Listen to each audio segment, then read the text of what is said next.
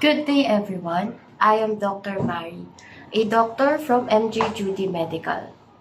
Welcome to 2025, and we hope that this will be a year that you will prioritize your health needs. So, family medicine is a vital branch of healthcare. Family medicine focuses on providing comprehensive and continuous care to individuals and families across all ages, genders, diseases, and parts of the body. Family physicians are trained to manage a wide variety of health concerns, making them a critical component of the healthcare system. One of the key aspects of family medicine is its emphasis on holistic care. Family physicians not only treat acute and chronic illnesses, but they also focus on preventive care, health education, and the overall wellness of their patients. By building long-term relationships with these families, these practitioners gain a deeper understanding of their patients' health histories, lifestyle, and social circumstances.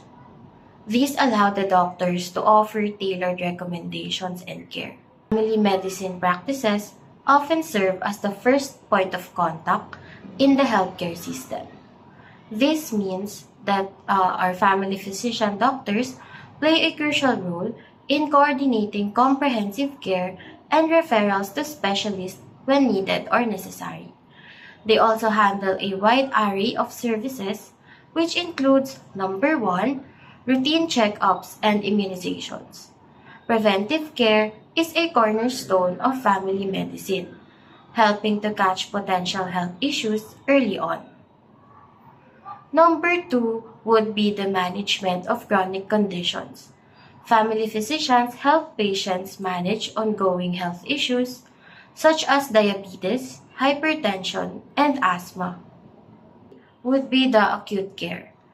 They would treat common illnesses and injuries, which also provides immediate care and understanding how these issues may impact a patient's overall health. Number four would be very important, which is the mental health care. Many family physicians are trained to address mental health concerns, offering initial assessments and treatment, as well as referral to specialists when needed. Number five would be the women's health and pediatrics. Family doctors can also provide specialized care for women and children, covering everything from prenatal care to adolescent health.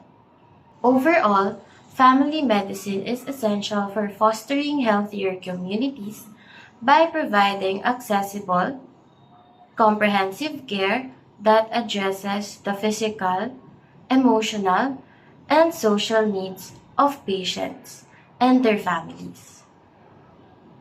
This also emphasizes the importance of continuity of care, ensuring that families have a trusted medical home for all of their healthcare needs. Overall, family medicine is essential for fostering healthier communities by providing accessible, comprehensive care that addresses the physical, emotional, and the social needs of patients and their families. It also emphasizes the importance of continuity of care, ensuring that families have a trusted medical home for all of their healthcare needs. We kindly ask you to visit our Facebook page, which is MJ Judy Medical. You can set an appointment with us and visit us soon.